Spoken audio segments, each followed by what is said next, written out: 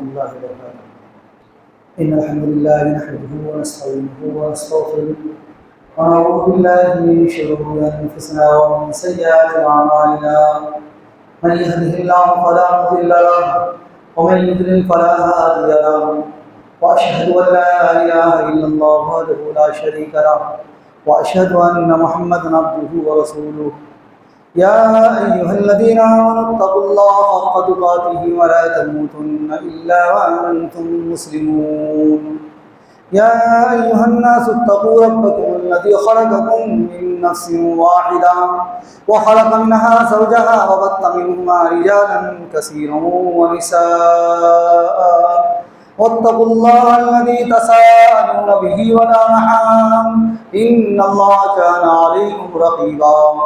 يا أيها الذين آمنوا اتقوا الله وقولوا قولا سديدا يصلح لكم أعمالكم ويغفر لكم ذنوبكم، ومن يطع الله ورسوله فقد فاز فوزا عظيما.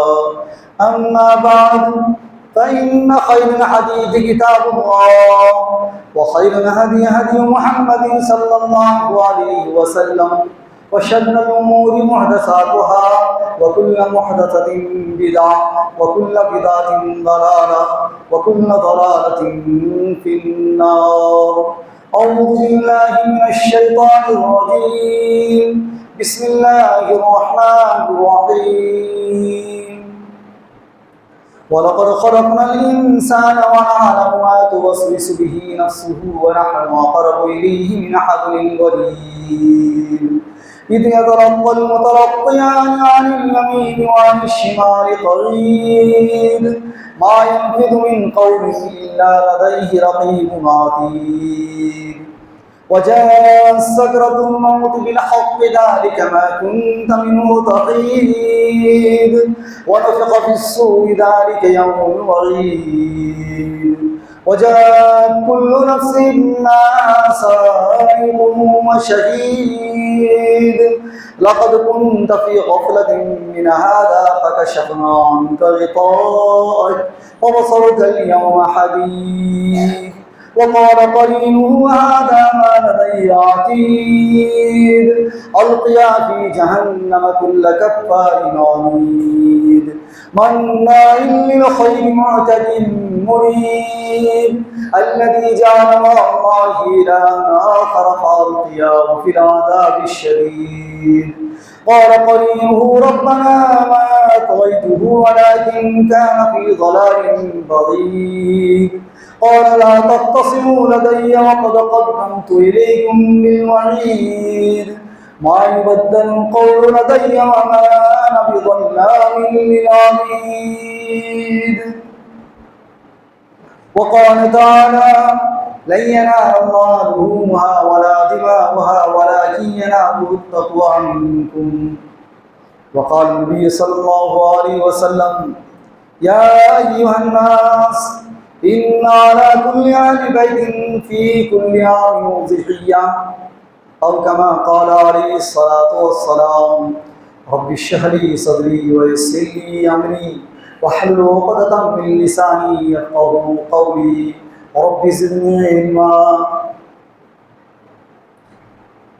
تمام تر حمد و ثنا بزرگی و بڑائی، تعریف و توصیف اللہ رب العالمین کی لائق و زیبا ہے. بعد ہزار ہزار درود و سلام نازل ہو جناب محمد رسول اللہ صلی اللہ علیہ وسلم پر. محترم بزرگوں، ساتھیوں، عزیز بچوں، خطبہ مسنونہ کے بعد سورۃ الحج کی آیت نمبر 37 اور پھر ابو داؤد ترمذی کی ایک چھوٹی حدیث میں پڑھی ہے. اسی آیت کریمہ اور حدیث کو موضوع سخن بنا کر آج کی اس خطبہ جمعہ میں عید الاضحیٰ کے سلسلے میں کچھ کہنے کی کوشش کروں گا. موضوع ہوگا عشرہ ذی الحجہ کی اہمیت اور فضیلت. محترم بزرگوں، دوستو، اللہ تبارک و تعالیٰ کی جانب سے مومن اور مسلمان کے لیے دو خوشی کے دن متعین کیے گئے ہیں۔ وہ پہلا دن ہے عید الفطر اور وہ دوسرا ہے عید الاضحیٰ۔ عید الاضحیٰ یا مطلقاً عید کا تصور اور خیال آتے ہی عام طور پر مسلمانوں کے چہروں میں خوشی و مسرت اور شادمانی کے آثار نمایاں ہوتے ہیں۔ عید الفطر سے پہلے کچھ اہم ضروری کچھ کام ہوتے ہیں جسے ادا کرنے کے بعد مسلمان عید الفطر کی نماز ادا کرتے ہیں، ٹھیک۔ عید الاضحیٰ سے پہلے بھی کچھ اہم کام ہے جن کاموں کو انجام دینے کے بعد ہی مسلمان قربانی کرتے ہیں۔ تو ان اہم کاموں میں سے ایک ہے ذی الحجہ کا مہینہ جیسے ہی شروع ہوتا ہے، جیسے آج ذی القعدہ مہینہ کا جو ہے ذی القعدہ مہینے کی 26 تاریخ ہے، اور عمومی طور پر کیلنڈر اور جو قیاس آرائیاں کی جاتی ہے یہ مہینہ 29 تاریخ کی ہوگی، 29واں والا مہینہ ہوگا۔ عربی میں چاند کے حساب سے جو تاریخ ہوتی ہے وہ 29 اور 30 کی ہوتی ہے، جیسے انگریزی میں 30 اور 31 کے۔ تو اس حساب سے پہلا جب چاند نظر آئے گا، چاند نظر آنے کے بعد ایک مومن مسلمان قربانی کرنے والے کے لیے کیا کیا ضروری ہے اور کیا کیا غیر ضروری ہے، تو ضروری چیزوں میں سے یہ ہے کہ عید الاضحیٰ کا مہینہ جیسے ہی شروع ہوگا تو پہلی تاریخ سے لے کر کے 10 تاریخ تک کی ایک الگ ہی اہمیت اور اس کی فضیلت ہے، اور اس اہمیت اور اس فضیلت کو اللہ تبارک و تعالیٰ نے قرآن کریم کی سورۃ الفجر میں بیان کیا ہے۔ والفجر ولیال عشر، اللہ تبارک و تعالیٰ قرآن کریم میں مختلف چیزوں کی قسمیں کھائی ہے، اور اس سورہ کے اندر والفجر ولیال عشر، فجر کی قسم اور 10 راتوں کی قسم۔ مفسرین کہتے ہیں کہ وہ 10 رات ذی الحجہ کی پہلی 10 راتیں ہیں، اور اس سے پھر اسی کی مناسبت سے بہت سارے احادیث اور تفسیری عبارتیں اور تفسیری کلمات لاتے ہیں کہ ان 10 راتوں میں یا ان 10 دنوں میں رسول اللہ صلی اللہ علیہ وسلم بہت زیادہ عبادت کیا کرتے تھے، اور مومن اور مسلمانوں کو امت محمدیہ کو بھی تاکیدی طور پر فرمایا ہے کہ ان 10 دنوں میں زیادہ سے زیادہ نیک عمل کریں،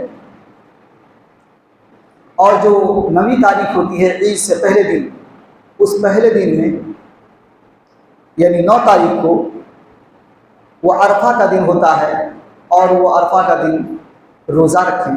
اس روزے کی بھی بڑی فضیلت ہے کہ رسول اللہ صلی اللہ علیہ وسلم نے فرمایا 1 سال پہلے اور 1 سال بعد کی گناہوں کو بخش دیے جاتے ہیں، یہ اللہ تبارک و تعالیٰ سے امید ہے۔ تو ذی الحجہ کا چاند نظر آتے ہی عمل صالح، یوں تو ہر مسلمان اور ہر مومن کا ہر وقت، ہر دن اور ہر رات، ہر صبح اور ہر شام نیکی کے لیے ہی ہے، لیکن خصوصی طور پر ذی الحجہ کے ان 10 ابتدائی دنوں میں عمل صالح کی تاکید فرمائی اللہ تبارک و تعالیٰ نے، اور جناب محمد رسول اللہ صلی اللہ علیہ وسلم نے بھی سخت طور پر اس کی اہمیت اور فضیلت بیان کی ہے۔ جیسے مہینے جو ہے 12 مہینے ہیں، لیکن حرمت والے مہینے 4 ہیں، ذی القعدہ، ذی الحجہ، محرم اور رجب کا مہینہ۔ رسول اللہ صلی اللہ علیہ وسلم نے فرمایا یہ 4 مہینے حرمت والے مہینے ہیں، یعنی ان 4 مہینوں میں تم قتل و قتال، لڑائی، فسق و فجور اور گناہ کے کام سے گریز کرو، دور رہو۔ تو کیا ان 4 مہینوں کے علاوہ جو اور 8 مہینے رہ گئے ان 8 مہینے میں یہ سب کریں گے؟ نہیں، ان مہینوں میں بھی دور رہو، لیکن خصوصی طور پر ان 4 مہینوں میں بہت ہی دور رہو۔ اس کی مثال جیسے کہا جاتا ہے کہ مطلقاً زنا کرنا حرام ہے، چوری کرنا حرام ہے، لیکن زنا اگر کوئی شخص کسی بھی مہینے میں کسی وقت بھی کرتا ہے تو وہ کبیرہ گناہ کا ارتکاب کرنے والا ہوتا ہے۔ اور اگر کوئی زنا کرے محرمات کے ساتھ، کوئی اپنی ماں، بیٹی، بہن، پھوپھی، خالہ، ایسی عورتوں کے ساتھ، تو آپ کیا کہیں گے؟ مطلقاً زنا تو حرام ہے، پھر ان محرمات کے ساتھ برائی کرنے والا کتنا برا جو ہے عمل کر رہا ہے۔ ٹھیک اسی طریقے سے 12 مہینہ مومن مسلمانوں کے لیے گناہ کا کام کرنا بہت ہی خراب ہے، لیکن حرمت کے ان 4 مہینوں میں کوئی برائی کا انجام دینا اور بھی برا ہے۔ سور کھانے کو اللہ تبارک و تعالیٰ نے حرام کر دیا ہے۔ کوئی شخص سور کھائے اور وہ بھی پھر چرا کر کے کھائے، مطلقاً سور ہی تو حرام ہے اور پھر وہ چرا کے کھا رہا ہے، تو اس کی قباحت، اس کی حرمت اور اس کی فضیلت کتنی اور زیادہ تاکیدی طور پر ہو جائے گی۔ اسی طریقے سے دیگر ایام میں، دیگر دنوں میں، دیگر راتوں میں، دیگر صبحوں میں، دیگر شاموں میں عبادت کرنا اور عمل صالح کرنا اس کی الگ ہی اہمیت اور فضیلت ہے، لیکن ان تمام 12 مہینوں میں یہ عشرہ ذی الحجہ 10 دنوں میں عمل صالح کی الگ ہی اہمیت اور فضیلت ہے۔ اور انہی اہمیت اور فضیلت کے پیش نظر جناب محمد رسول اللہ صلی اللہ علیہ وسلم نے فرمایا کہ ایک ہے عرفہ کا روزہ۔ عرفہ کا روزہ کی اہمیت اور فضیلت ہے، لیکن دیکھیے عرفہ کا روزہ فرض نہیں ہے، سنت ہے۔ استطاعت رکھنے والے جو رکھ سکتے ہیں وہ ضرور رکھا کریں، لیکن جو نہیں رکھ سکتے ہیں یہ فرض نہیں ہے، گناہ نہیں ہوگا۔ رکھنے پر نیکیاں ہی نیکیاں ہیں اور نہ رکھنے پر گناہ نہیں ہے، لیکن رمضان کا روزہ جیسے ہے فرض، وہ رکھنا ہی پڑے گا۔ رکھیں تو اچھا ہی ہے، نہ رکھیں تو گناہ ہوگا۔ اور پھر ان 10 دنوں کے بارے میں رسول اللہ صلی اللہ علیہ وسلم نے فرمایا، روایت کرتی ہیں حضرت ام سلمہ رضی اللہ تعالی عنہا کہ من رأى هلال ذی الحجہ واراد ان یضحی فلا یأخذن من شعری ولا من اظفاری شیئا، کہ ذی الحجہ کا چاند نظر جیسے ہی آ جائے تو قربانی کرنے والا وہ اپنے ناخن، اپنے بال کو نہ تراشے نہ کاٹے۔ کب کاٹے؟ پھر عید کے دن عید کی نماز پڑھ کے قربانی کرنے کے بعد اپنے بالوں کو سنواریں، اپنے ناخنوں کو تراشیں، لیکن چاند نظر آنے کے بعد سے لے کر کے قربانی تک ان 10 دنوں میں جو ہے نہ کاٹیں۔ اس کی بھی اس طریقے سے فضیلت ہے کہ یہ اصل میں قربانی کا تعلق اور قربانی کی ان دنوں میں جو عبادتیں ہیں یہ حاجیوں کے ساتھ بہت زیادہ مشابہت ہے۔ حاجی لوگ وہاں احرام باندھتے ہیں اور احرام باندھنے کی حالت میں پھر وہ اپنے بالوں کو نہیں کاٹ سکتے ہیں، بالوں کو موڑ نہیں سکتے ہیں، جسم کے کسی بھی بال کو اکھاڑ نہیں سکتے ہیں، کاٹ نہیں سکتے ہیں، ناخنوں کو کاٹ نہیں کر سکتے ہیں، کوئی ذی روح کو ذبح نہیں کر سکتے ہیں، اور وہاں حرم شریف کے جو ہے کسی درخت پودوں اور کسی جانور کو مار نہیں سکتے ہیں۔ اس اعتبار سے جو ہے بالکل امن سکون کی وہ جگہ ہوتی ہے کہ ہر کوئی امن اور سکون کے ساتھ رہیں، یہاں تک کہ کسی کے سر میں اگر جوئیں ہو جائے تو حالت احرام میں وہ جوئیں بھی نہیں مار سکتے ہیں۔ اگر جوئیں کو ماریں یا ناڑا ہو جائے جوؤں کو دور کرنے کے لیے مونڈ لے سر کو تو پھر فدیہ دینی پڑے گی، بکرا ذبح کرنا پڑے گا۔ تو جیسے حاجی لوگ وہاں جا کر کے ایک سو ہو کر کے وہاں طواف کرتے ہیں، اللہ کو پکارتے ہیں، اسی طریقے سے غیر حاجی جو اپنے اپنے ملکوں میں، اپنے اپنے علاقوں میں رہ رہے ہیں، ذی الحجہ کا چاند نظر آنے کے بعد وہ بھی ایک سو ہو کر کے عمل صالح میں مبتلا، عمل صالح میں مشغول ہو جاتے ہیں اور پھر اللہ کا ذکر و اذکار کرتے ہیں۔ یہ بات الگ ہے کہ جو حاجی لوگ ہیں حج کرنے کے لیے گئے ہوئے ہیں 9 ذی الحجہ کو ان کے لیے روزہ نہیں ہے، غیر حاجی کے لیے روزہ ہے۔ وہ عرفہ کے میدان میں وقوف عرفہ کریں گے، وہاں میدان میں ٹھہرے رہیں گے اور وہی عبادت کریں گے، ذکر و اذکار کریں گے، دعا کریں گے، روئیں گے، گڑ گائیں گے، اپنے گناہوں کی بخشش چاہیں گے اللہ تبارک و تعالیٰ سے، لیکن غیر حاجی کے لیے ہے کہ وہ روزہ رکھیں۔ اور پھر کیا ہے، عید کا دن ہوگا، پھر آپ قربانی کریں گے، تو قربانی کے لیے ضروری ہے 1 نمبر پر کہ رزق کے حلال سے جو ہے قربانی کریں۔ جناب محمد رسول اللہ صلی اللہ علیہ وسلم نے فرمایا ان اللہ لا يقبل الصلاة بغیر طہور، اللہ تبارک و تعالیٰ کسی آدمی کی نماز قبول نہیں کرتا ہے جو آدمی نماز پڑھتا ہے ناپاکی کی حالت میں۔ ناپاکی کی حالت میں نماز پڑھ رہا ہے تو ایسے آدمی کی نماز اللہ تبارک و تعالیٰ قبول نہیں کرتا ہے۔ اسی طریقے سے ولا صدقۃ من غلول، ناجائز طریقے سے کمایا ہوا مال، حرام طریقے سے کمایا ہوا مال کی قربانی ہو یا صدقہ و خیرات ہو یا زکوٰۃ ہو، وہ بھی اللہ تبارک و تعالیٰ قبول نہیں کرتا ہے۔ حلال مال سے قربانی ہونی چاہیے۔ تو جہاں آپ قربانی کریں گے، اور قربانی ایک عبادت ہے، جتنی عبادتیں ہیں ان تمام عبادتوں کا تعلق جو ہے اخلاص کے ساتھ ہے، کہ اخلاص للہیت ہو، اس میں دکھاوا نہ ہو۔ سماج میں کہ ہم بڑا بڑا جانور لے رہے ہیں، دیکھیے ہم کتنا بڑا جانور لیے ہیں، نہیں، اللہ تبارک و تعالیٰ نے آپ کو جس طرح استطاعت اور طاقت اور قوت دیا ہے، آپ کا پاکٹ جتنا بھاری ہے اسی حساب سے آپ قربانی دیں گے، یہ کوئی دکھاوا کے لیے نہیں ہے، یہ تو للہ فی اللہ ہے۔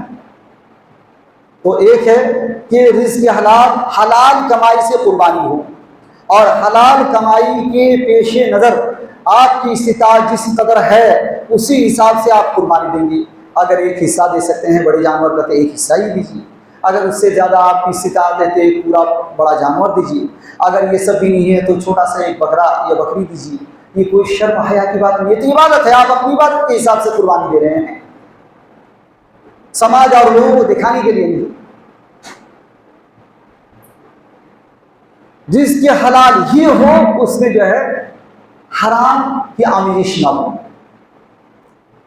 اسی طریقے سے اخلاص ہو، اخلاص کے بغیر کوئی عمل جو ہے قبول نہیں ہوتا۔ اخلاص جس میں ریا ہو، دکھاوا ہو، کبر ہو، تو ایسی عبادتیں جو ہے کرنے پر کیا ہے، وہ شرک ہے۔ رسول اللہ صلی اللہ علیہ وسلم نے فرمایا جو شخص نماز دکھاوا کے لیے پڑھتا ہے تو وہ نیکی کا عمل نہیں کیا، وہ شرک کر رہا ہے، وہ اللہ تبارک و تعالیٰ کے لیے نماز نہیں پڑھا، سماج اور سماج کے لوگوں کو دکھانے کے لیے نماز پڑھا۔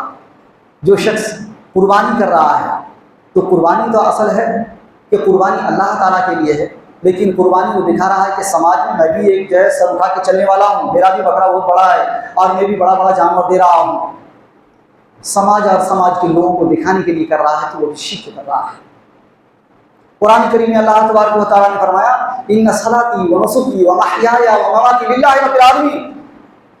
ایک انسان اقرار کرتا ہے ان صلاتی، اے اللہ میری نماز، و نسکی میری قربانی، و محیای میری زندگی، و مماتی اور میری موت، میرا موت، للہ رب العالمین اللہ رب العالمین کے لیے ہے۔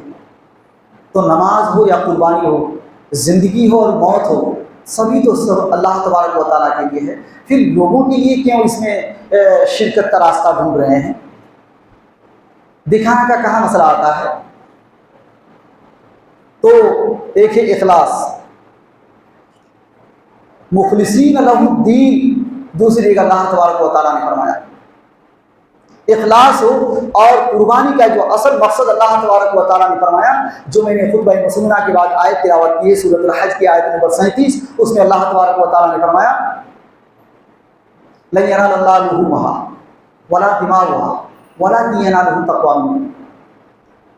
قربانی کا گوشت اور قربانی کا خون اللہ تبارک و تعالیٰ کو اس سے کوئی مطلب نہیں ہے، ولکن ینالہ التقوی منکم، تمہارے جو تقویٰ ہے، للہیت ہے، اخلاص ہے، خلوصیت ہے، اس سے اللہ تبارک و تعالیٰ کا مطلب ہے کہ تم کتنے اخلاص کے ساتھ اللہ کے راستے میں قربانی کر رہے ہو، اور تمہاری نیت کتنی صاف ہے، اور تمہارا ارادہ کتنا اچھا ہے کہ تم صرف اور صرف اللہ تبارک و تعالیٰ کو راضی کرنے کے لیے، اللہ کو خوش کرنے کے لیے قربانی دے رہے ہو۔ اصل میں زمانہ جاہلیت میں مکہ کے جو مشرکین تھے وہ لوگ بھی قربانی کیا کرتے تھے، قربانی کرتے تھے، اور وہ قربانی کا خون جو ہے خانہ کعبہ کی دیواروں میں لگاتے تھے، گوشت کو بھی لگا دیتے تھے۔ اللہ تبارک و تعالیٰ نے فرمایا یہ خون اور گوشت سے اللہ کو کوئی مطلب نہیں، اللہ کو یہ چیزیں نہیں پہنچتی ہے، تمہارا اخلاص، تمہارا تقویٰ، تمہاری للہیت، یہ ہے اصل دیکھنے والی چیز۔ آپ کہیں گے اس طرح کیا کرتے تھے مشرکین مکہ؟ جی ہاں، اس وقت نہیں دیکھ رہے ہیں، جو لوگ بلی دیتے ہیں، جو اپنے معبودوں کے نام، خود سکتا معبودوں کے نام پوجا پاٹ کرتے ہیں، وہ چاہے مرغا ہو یا کبوتر ہو یا پاٹھا ہو بکرا ہو، تو اس کو کاٹنے کے بعد اس کا خون چھوٹے سے کٹورے میں لے لیتے ہیں یا ہاتھ میں لے کر کے اپنے سروں پہ لگاتے ہیں یا اپنی مان بھرتے ہیں یا پیشانی پہ لگاتے ہیں، تو غیر ان سے یہ نہیں۔ مکہ کے جو مشرکین تھے وہ ذبح کرنے کے بعد وہ اس کا خون جو ہے خانہ کعبہ کی دیوار پہ لگاتے تھے، اور ان کا یہ نظریہ تھا کہ ہم نے خانہ کعبہ کی دیوار پہ لگا دیا اللہ کو خوش کرنے کے لیے، جبکہ وہ اللہ کی عبادت کرتے تھے اور پھر شرک بھی کیا کرتے تھے۔ مسلمان اور مومنوں کو جو حکم دیا گیا کہ یہ خون اور گوشت سے مطلب نہیں ہے، اخلاص اور للہیت مطلب ہے، تقویٰ مطلب ہے۔ اور ابو داؤد اور ترمذی کی جو میں نے حدیث پڑھی ہے، اس حدیث میں رسول اللہ صلی اللہ علیہ وسلم نے فرمایا، یا ایھا الناس، اے لوگو، ان علی کل اہل بیت فی کل عام اضحیہ، ہر سال ہر گھر والے پر قربانی ہے، ہر سال ہر گھر والے پر قربانی ہے،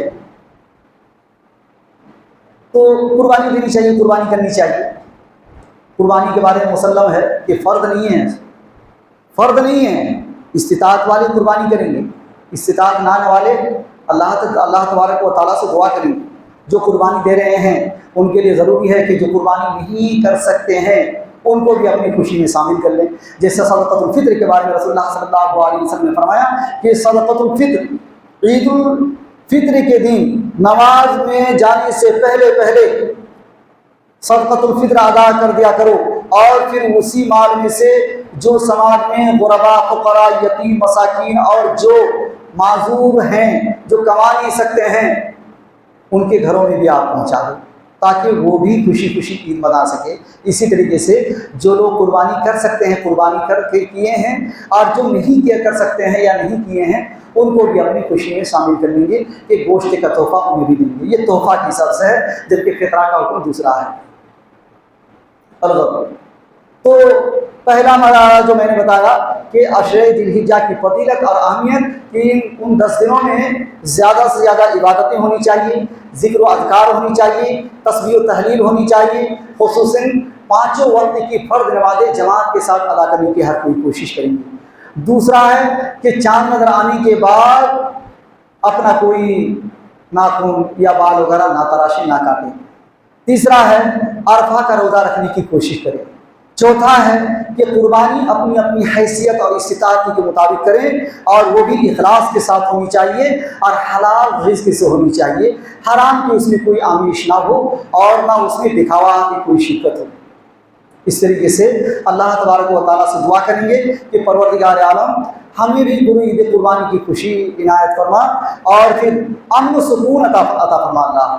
پورے جھارکھنڈ کے مسلمانوں کے لیے امن و سکون، پورے بھارت کے مسلمانوں کے لیے امن و سکون عطا فرما اللہ، اور پورے دنیا میں جہاں کہیں بھی مسلمان سکونت پذیر ہیں، جہاں بھی رہتے ہیں، اللہ ان تماموں کو عید کی کماحق ہو خوشی عطا فرما، اور وہاں بھی امن و سکون عطا فرما اللہ۔ یہ دعا بہت ضروری ہے۔ آپ جیسے چاہتے ہیں کہ آپ معمولی ماڑ بھات ہی کھائیں، لیکن سکون شانتی کے ساتھ کھائیں، کسی قسم کا دنگا فساد، جھگڑا، خون خرابہ اور گھر سے نکالنا بھگانا ایسا نہ ہو۔ ہر کوئی مسلمان، ہر کوئی اسی طریقے سے چاہتے ہیں کہ سکون شانتی کی زندگی ہو، اور جو مسلمانوں کے جو دشمن ہیں، اللہ کے جو دشمن ہیں، قرآن کے جو دشمن ہیں، رسول اللہ کے جو دشمن ہیں، وہ لوگ ہمیشہ چاہتے ہیں کہ مسلمانوں کی خوشی کے موقع پر، خصوصاً عبادتوں کے موقع پر خصوصاً، وہ دنگا فساد کرنے کی بہت کوشش کرتے ہیں، اور مسلمان اسی حساب سے ان دنگا اور فسادوں سے دور رہتے ہیں، اور مختلف جگہ جو ہے اس کو مختلف رنگ دے کر کے جو ہے اس طریقے سے دنگا فساد کرتے ہیں، اور مسلمانوں کو موم مزاج اور ان کا دلی جو ہے تکلیف دیتے ہیں، اور ان کا من جو ہے خراب کر دیتے ہیں، ٹینشن اور مختلف قسم کے خیالات مبتلا کر دیتے ہیں۔ اللہ تبارک و تعالیٰ ان تمام غیر مسلموں کی جو دشمنیاں ہیں اور ان کی جو عداوتیں ہیں، ان تماموں کو اللہ تبارک و تعالیٰ دور کرے، اور مسلمانوں کو سکون شانتی کی زندگی عطا فرمائے۔ ان فی ذلک لذکریٰ لمن کان لہ قلب او الق سمع